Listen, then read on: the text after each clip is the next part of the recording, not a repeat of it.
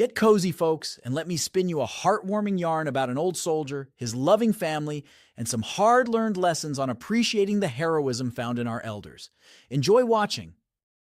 Robert, now an elderly man, was a veteran of the war in Afghanistan. He was driving his old Ford Pinto down the highway to visit friends, reminiscing about the old days. In his retirement years, he often indulged in memories like this, immersing himself in recollections. Robert had seen a lot of good and bad in his life, but he was glad that the warm moments outweighed the tough ones. The man couldn't remember his parents and was raised in an orphanage until he came of age. The conditions there were good. Things were tightly regulated with regular inspections, just as they should be. The kids could explore different extracurricular activities. Robert was really into sports. It all came naturally to him, especially playing soccer with the other boys. He was in great shape with excellent endurance. His talent didn't go unnoticed. He was sent to competitions and would return with awards. The champion was celebrated back at the orphanage with festive tea parties in his honor. After aging out of the orphanage, Robert went straight into the military. He saw it as a man's duty to his country. Robert was assigned to the 82nd Airborne Division, one of the first units deployed to Afghanistan during the war. The young recruits weren't prepared for that, but they weren't cowards either. Robert fought bravely and fearlessly, not cowering behind his comrades' backs. Instead, he made some trusted friends he could rely on, friends he'd willingly give his life for. A month before his discharge, all the paratroopers were excited about returning home. But their unit unexpectedly walked into an ambush while escorting a military convoy through a mountain pass. They had to think and act quickly. Some disobeyed the commander's direct orders, resulting in many of Robert's comrades being killed right before his eyes by the enemy. Recalling those events still brought tears. His chest burned just like it did back then. The survivors, including Robert, suffered severe injuries. Robert lost both his legs to shrapnel, and despite the doctor's efforts, the damage was irreparable. They had to amputate above the knees. Robert endured his hospital stay and grueling rehabilitation, but he couldn't come to terms with losing both limbs. How could a young guy, still just a green recruit, be crippled for life like that? Robert couldn't fathom how to live from then on. He didn't even have any living relatives. Dark thoughts started creeping in, and soon even the most disturbing ones didn't faze him anymore. He even considered taking his own life, though in his condition it wouldn't be so easy. The young nurse Maria, who was caring for Robert, could see the suicidal look in his eyes when he gazed out the window. She was usually all smiles and gentle, but one day she bluntly told him, "Don't even think about it. You'll have your chance to die. You haven't even lived yet. I'll have you moved to the first floor and I'll sit by your bedside around the clock to make sure you don't do anything stupid." Robert was choked up. He really had no one to talk to about this, no one who would understand. The men only screamed during treatment or surgery, otherwise they had to stay stoic. But Maria had been working at the hospital long enough to see plenty of horrors. The wounded men acted like children around her sometimes, needing to be coddled like babies. Other times they needed tough love. Maria started nursing Robert back to health, never again raising her voice at him but patiently restoring his will to live. Robert was smitten with her beauty and fiery spirit. How could you not fall for a girl like that? Robert got lucky that in the future Maria became his wife.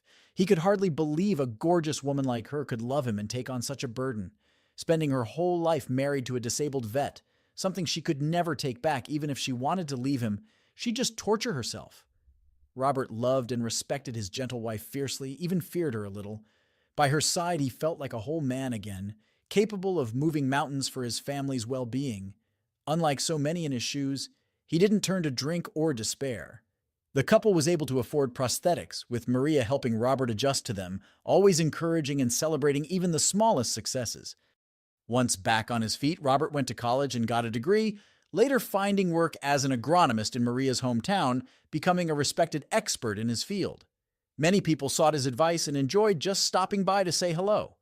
Maria baked delicious pies, with neighbors flocking over for tea parties whenever they caught a whiff of her fresh-baked goodies. Robert and Maria had one son together, Billy, a healthy baby boy, just as stubborn as his mom and full of energy like his dad. They kept a beehive along with the usual farmyard animals, cows, geese, chickens. By village standards, they were considered well off. "What a handsome boy you've got there," the neighbor ladies would tell Maria, already scoping out potential husbands for their own daughters. He's the spitting image of his dad, running and tumbling about, and acres not enough for that boundless energy of his. He wants to be a paratrooper like his old man, and he's working hard at it so everyone can see his ambition from a mile away. I sure hope he makes it. Still a ways to go before the military, but he's getting himself into shape, Maria would respond, knowing her son had also taken up skydiving. Sure enough, after the draft, Billy was assigned to the 82nd Airborne like his father. He served honorably, never backing down, earning the respect of his captain and fellow troopers. He came home proud in his Army uniform, by the books, but his parents' joy at reuniting with their son was dampened by his announcement. "You'll have to excuse me," Billy said plainly after their first family dinner, not beating around the bush. "But it's time for me to get my own life started. I'm not a kid anymore. I'm not staying in this village. I got a taste of it, but now I want to live in the city." "What do you need the city for, son? I thought you always loved the outdoors," Robert asked. "Is there a girl waiting for you there?" "No dad, no girl yet, but it's time for me to start building something for myself. I'll stick around here for a little bit, then head out to find my own place.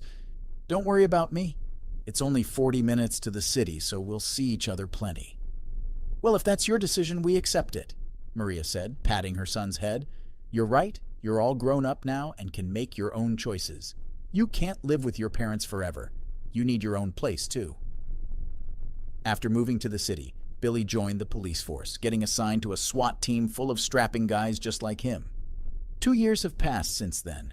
In that time, Robert lost his beloved wife and now keeps their farmstead going solo, indulging his hobby of beekeeping. His rich, flavorful honey is renowned throughout the area. It's a nice diversion for him. As a former combat vet, Robert was issued a hand-controlled Ford Pinto, which he cherishes, carefully maintaining it in showroom condition and affectionately nicknaming it his little birdie. Robert pulled the Pinto out of the garage and went to lock up before heading into town to visit an old friend, bringing some of his honey as a gift. He was lonely being alone so much and wanted to socialize, maybe reminisce about old times. Robert merged onto the highway, driving cautiously and at a leisurely pace. He wasn't in any hurry to meet his maker before he could get his son married off. But some thugs running an auto insurance scam had already spotted Robert's distinctive little car from far off. Big, stocky, and relentless, they usually targeted elderly motorists who would get flustered and quickly hand over cash in exchange for not pursuing the accident any further. Law-abiding folks who believed they were at fault and just wanted to make things right fast. With those thoughts in mind, the crooks were staking out the highway, on the lookout for their next mark. Robert seemed like perfect prey as he came into view in his old Pinto. The scammers cut him off in their flashy BMW, then jumped out yelling and screaming as soon as they pulled over. "Hey, Gramps, watch where you're going. Look what you did to my ride. Do you know how much this costs? How much you think the repairs are going to run me?" One of them got up in Robert's face, but the old man was still stunned by the sudden confrontation, not understanding where these guys materialized from or why they were blaming him. "Young fellas, you're the ones who jumped right out in front of me. How could I have hit you and my little birdie like that? You need to pay closer attention," Robert calmly replied to the three punks. "Me pay attention? I'ma teach you about paying attention, old-timer." They yanked open the Pinto's door. "Get out here and hand over your wallet. How much cash you got? Come on, hand it over. We're not going to go easy on you just because you're an old geezer." As Robert stepped out, the crooks immediately noticed his prosthetic legs and burst out laughing derisively. As much as he was grateful not to be wheelchair-bound, that kind of mocking behavior still stung. "Well, look at this. We got ourselves a regular peg-leg Pete. Didn't think we'd ever see a walking sideshow freak like you, Gramps," the scumbags cackled. "Fork over the dough already before we unscrew those toothpick legs of yours." Robert was angry, but realistic. He wasn't the same man who fought in Afghanistan anymore. He couldn't physically overpower these three alone.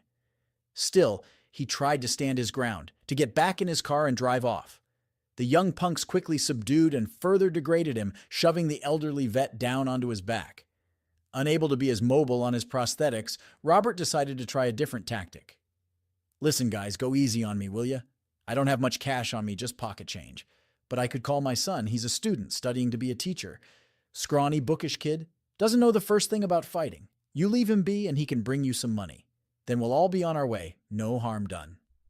All right, make the call then, and make it snappy. We're already running late because of your wrinkled hide. The crooks rubbed their hands in anticipation of shaking down some pencil-necked dweeb, even though they promised not to rough him up. A few light slaps upside the head would be obligatory, of course. They watched as Robert pulled himself up and called his son. Son, I need your help. I'm in a bit of a pickle, and this is embarrassing to ask. Robert trailed off, swallowing his pride before naming an amount that would satisfy the scammer's greed while also tipping Billy off to the danger. I kind of bumped another car, and these fellows and I agreed to handle it privately. No need to call the cops and make a bigger scene, you understand? Could you bring that amount of cash? I'm waiting right here for you. Dad, are you okay? Did they hurt you at all? Billy sounded frantic but tried to keep it together. Hang tight, I'm on my way. And so help me if they've laid a hand on you. I'll be here, take it easy and watch your speed, Robert replied, stalling for time. Within 20 minutes, Billy and 4 of his heavily muscled SWAT teammates pulled up in a truck. As soon as they got out, the scammers panicked, realizing their intended victim wasn't some helpless old codger after all. They started backing away towards their BMW, looking to make a hasty retreat. Hold it right there, you lowlifes! You try to pull that garbage with my old man? Billy roared as he closed the distance. That was a big mistake, fellas. Whoa, hey man, we didn't do nothing to him, I swear. Just a little fender bender, that's all. We ain't want no trouble from some old vet. You got that right. Billy gave a subtle nod to his boys before they swarmed the punks, working them over, but good. They didn't hold back, giving the scumbags an epic beating until Robert finally called for them to let up. All right, that's enough. Break it up, all of you, he shouted, and the officers finally stood down. No need for any more low-rent brutality. Just toss them in the truck. They can work off their debt doing some honest labor instead. The scammers were initially relieved, having no idea what they were in for, a full acre of untilled soil waiting to be dug up and turned over. Thanks, son, Robert hugged Billy once his friends had hauled the crooks off to his farmstead. I don't have the strength for this kind of nonsense anymore, to deal with human refuse like that. Don't worry about it, Pops. You just say the word and I'll handle things. So, where were you headed anyway? Over to Vlad's place to chew the fat with an old buddy, but you know what? Let's swing by and pay your mom a visit first. The 2 men climbed into the Pinto and paid their respects at Maria's grave before Robert continued on to see his friend in town. The lifelong pals stayed up late, reminiscing about all the big and little things over a few rounds.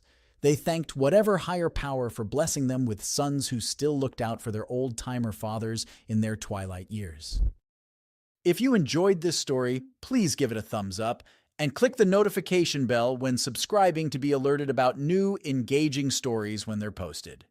Take care, everyone!